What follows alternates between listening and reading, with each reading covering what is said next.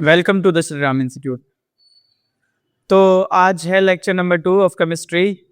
जो हमने कल क्या क्या पढ़ा था, एक बार 5 मिनट का रिवीजन कर लेते हैं, फिर हम नेक्स्ट टॉपिक आगे से स्टार्ट करेंगे। ओके, तो हमने यहाँ पे पढ़ा था कि व्हाट इज केमिस्ट्री। केमिस्ट्री क्या है?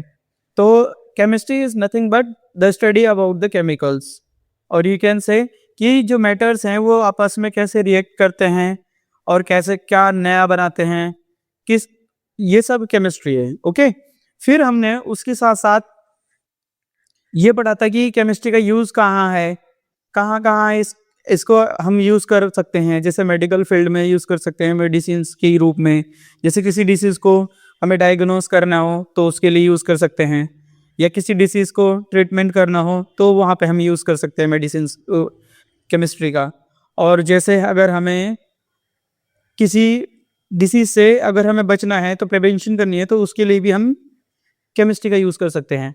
और in agriculture field also we can use chemistry, like medicine for the like pesticide for the plants, okay, और फर्टिलाइजर्स, ये सब केमिस्ट्री ही है। और जैसे इंडस्ट्रीज में यूज़ कर सकते हैं। इंडस्ट्रीज में जैसे सिंथेटिक फाइबर्स बनाने हो, ठीक है, टेक्सटाइल इंडस्ट्रीज हो गई, कपड़े बनाने हो, नायलॉन के कपड़े होते हैं, पॉलिस्टर कपड़े होते हैं, है ना, तो ये सिंथेटिक फाइबर्स होता है, ये सब केमिस्ट्री ही है। और भी बहुत सारे फील्ड्स हैं, लाइक फूड इंडस्ट्री में बहुत सारे मटेरियल्स में केमिकल्स यूज़ होते हैं। ये बात अलग है कि कुछ केमिकल्स के साइड इफ़ेक्ट भी हैं, कुछ केमिकल्स सही भी हैं, वो बात अलग की बात है, बट वहाँ पे भी केमिस्ट्री यूज़ होती है। और किचन्स, यहाँ तक कि हमारे किचन्स तक भी केमिस्ट्री आ जाती है। जैसे कि हम सोडा यूज़ करते हैं तो वो भी एक प्रकार की, तो केमिस्ट्री इज सब जगह केमिस्ट्री है। ओके, फिर हमने पढ़ा था कि केमिस्ट्री का बेस क्या है। देखो, केमिस्ट्री को इजी बनाने के लिए पहले हमें उसका बेस पढ़ना पड़ेगा। केमिस्ट्री का बेस पढ़ने के लिए लाइक भाई उसको हमें पढ़ना पड़े, फिर तो हमें अगर केमिस्ट्री को इजी से समझना है तो हमें फिर बेसिक समझना पड़ेगा। तो हमने एटम पढ़ा था। एटम क्या है? स्मॉलेस्ट यूनिट है ऑफ द मैटर। देखो, कुछ बच्चों को लगता है कि एटम स्मॉलेस्ट पार्टिकल है, नहीं, स्मॉलेस्ट यूनिट है। यूनिट अलग चीज होती है, पार्टिकल अलग चीज है। तो एटम जो है ना, ये समझने की कोशिश करो, एटम स्मॉलेस्ट यूनिट है या स्मॉलेस्ट पार्टिकल है? स्मॉलेस्ट पार्टिकल ऑफ मैटर या स्मॉलेस्ट यूनिट ऑफ मैटर है? दोनों में से क्या है? तो ये नहीं है, स्मॉलेस्ट पार्टिकल नहीं है, स्मॉलेस्ट यूनिट है। यूनिट क्या होता है? यूनिट वो होता है जो इंडिविजुअली इंडिपेंडेंट हो,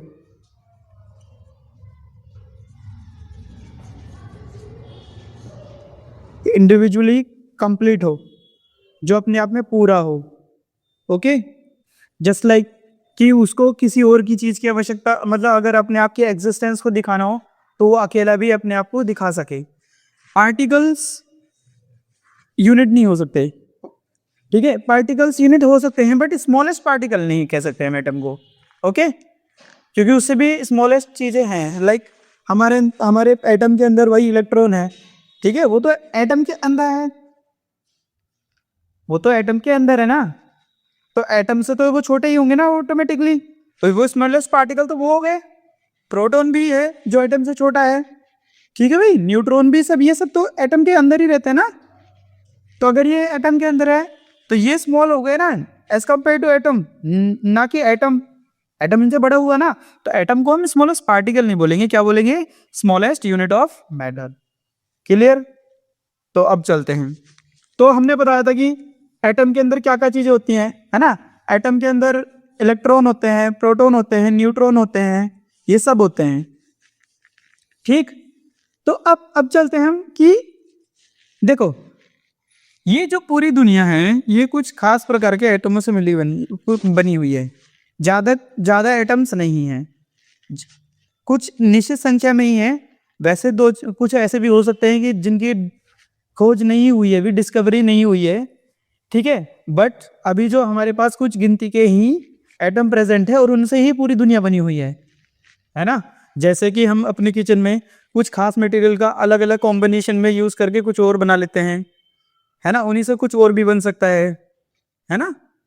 तो जैसे चावल, चीनी, दाल, है ना, पानी, इन सब का यूज करके अलग अलग प्रकार से खीर भी बना, दूध, है ना, खीर भी बना लेते हैं, पनीर भी बना लेते हैं, दही भी बना लेते हैं, ठीक है, मट्ठा भी बना लेते हैं, खिचड़ी भी बन सकती है इन्हीं सब चीज़ों से। तो उसी प्रकार से जो हमारी धरती पे प्रेजेंट एटम्स हैं, ये धरती पे प्रेजेंट मैटर्स हैं, उनके अलग अलग कॉम्बिनेशन से, अलग अलग के पैटर्न के मिलने से नए नए चीज़ें बन जाती हैं, ठीक है। तो कुछ खास एटम्स हैं, ये उन्हें हम एलिमेंट्स बोल सकते हैं, ठीक है भाई। एलिमेंट्स को मतलब इनकी आइडेंटिटीज एलिमेंट्स के रूप में कर सकते हैं, मैटर्स की आइडेंटिटीज जो है वो एलिमेंट्स के रूप में कर सकते हैं। तो कुछ खास एलिमेंट्स है बस। तो हम अगर यहाँ पे देखें तो यहाँ पे एक पीरियोडिक टेबल दे रखी है। ये पीरियोडिक टेबल पूरे के पूरे एलिमेंट्स को शो करती है कि कितने एलिमेंट्स धरती पे प्रेजेंट हैं। तो यहाँ पे देखो, स्टार्टिंग में बात करें, हाइड्रोजन पहले नंबर पे आ जाता है, दूसरे नंबर पे हीलियम आता है, तीसरे नंबर पे lithium, beryllium, boron, carbon, nitrogen, oxygen, fluorine, neon, sodium, magnesium, aluminium, ऐसे करके ये सारे एलिमेंट्स यहाँ पे प्रेजेंट है, ठीक है। ये पीरियोडिक टेबल है जिसमें एलिमेंट्स को मैनेज कर रखा है, एलिमेंट्स को रख रखा है उनके प्लेस के आधार पर, ठीक है। ये बात आगे की है, डिटेल की है, अभी इन पर डिस्कस नहीं करेंगे, ये हम बाद में डिस्कस करेंगे, हम जब डिटेल में पढ़ेंगे, ओके। पीरियोडिक टेबल अभी डिस्कस नहीं कर रहे हैं हम, बट मैं ये दिखाना चाह रहा हूँ कि एलिमेंट कितने हैं, ओके। तो ये सब है हमारे पास। अच्छा, एक क्वेश्चन बच्चों के दिमाग में ये आता है कि भाई हाइड्रोजन पहले नंबर पे है, हीलियम को दूसरे नंबर पे रखा है, कैल्शियम को 28 नंबर पे क्यों रखा हुआ है, या एल्यूमिनियम को 13 नंबर पे ही क्यों रखा हुआ है। इनके एक स्पेसिफिक प्लेस हैं और उनको वहीं क्यों रखा हुआ है, ऐसा क्यों? ऐसा इसलिए क्योंकि इनके पीछे कुछ रीजन है। देखो, सबसे पहले देखो, एक रीजन है भाई, देखो जैसे हाइड्रोजन अगर एक पे है ना, हाइड्रोजन को अगर हम देखें तो पीरियोडिक टेबल में कहाँ आ रहा है, पीरियोडिक टेबल में आ रहा है वो 1 पे, तो उसे बोलेंगे उसका एटॉमिक नंबर। क्या बोलेंगे इसको? एटॉमिक नंबर या परमाणु क्रमांक। तो एटॉमिक नंबर कितना हाइड्रोजन का? 1। यहां नेम लिख देते हैं एलिमेंट का, हाइड्रोजन, और इसको डिनोट करते हैं हम, सिंबल क्या है इसका? वो है हाइड्रोजन। बट क्वेश्चन ये कि हाइड्रोजन 1 पे ही क्यों है, ठीक है। या अगर बात करें हम हीलियम की, तो हीलियम आता है 2 पे, दिख रहा ना यहाँ पे, हीलियम कितने पे आ रहा है? 2 पे आ रहा है, ठीक है। तो हीलियम 2 पे आता है, तो वो 2 पे ही क्यों है? या 3 पे लिथियम आता है, तो 3 पे ही लिथियम क्यों है? ये क्वेश्चन बच्चों के दिमाग में आता है, या आना भी चाहिए ओबियसली। ये और जैसे कैल्शियम है, कैल्शियम आता है 20 नंबर पे, तो ऐसा इसलिए होता है क्योंकि अगर हम बात करें लिथियम की, जैसे लिथियम हो गया, तो लिथियम 3 पे इसलिए आया क्योंकि इसके पास 3 ही प्रोटॉन है। इसका एटॉमिक नंबर देखो, एटॉमिक नंबर को ना जेड से दिखाते हैं बाबू, ओके। एटॉमिक नंबर को किससे दिखाते हैं? जेड से, ठीक है। तो लिथियम जो है वो 3 पे इसलिए आया क्योंकि लिथियम के पास 3 इलेक्ट्रॉन्स हैं। लिथियम क्यों आया? क्योंकि उसके पास 3 ही तो है इलेक्ट्रॉन है, प्रोटॉन भी उसके पास 3 है और इलेक्ट्रॉन भी उसके पास 3 है। इलेक्ट्रॉन पे ज्यादा ध्यान नहीं देंगे, प्रोटॉन भी देंगे। मतलब जिस एटम के पास जितने प्रोटॉन प्रेजेंट होते हैं उसके एटॉमिक नंबर भी उतना ही माना जाता है। मतलब लिथियम 3 एटॉमिक नंबर है, इसका मतलब इस पर कितने इलेक्ट्रॉन होंगे? 3। नंबर्स ऑफ इलेक्ट्रॉन या नंबर्स ऑफ प्रोटॉन, प्रोटॉन कितने होंगे इसके पास? इसके पास प्रोटॉन होंगे 3 लिथियम के पास, और हीलियम के पास कितने होंगे? 2, और हाइड्रोजन के पास 1। जो जितने नंबर पे आता है उसके पास उतने ही प्रोटॉन होते हैं, या ऐसे बोल सकते हैं कि वो प्रोटॉन इतने रखता है इसी वजह से उसे उतने नंबर पे रखा हुआ है।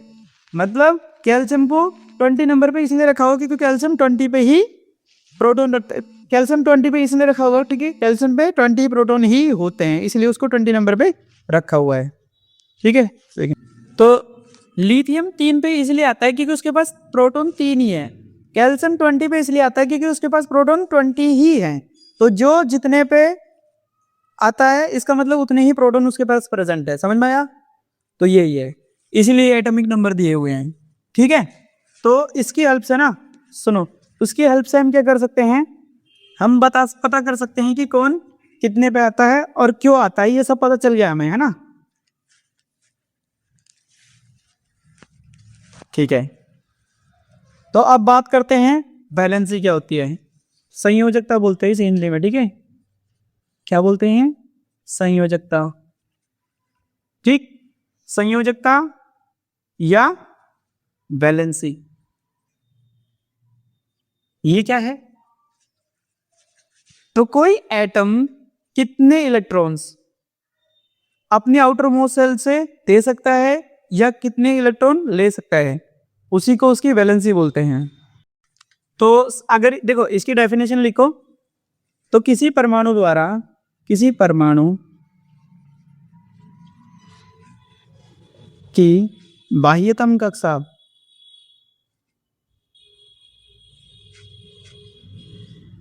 में इलेक्ट्रॉन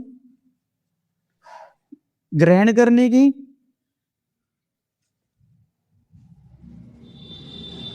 या इलेक्ट्रॉन त्यागने की क्षमता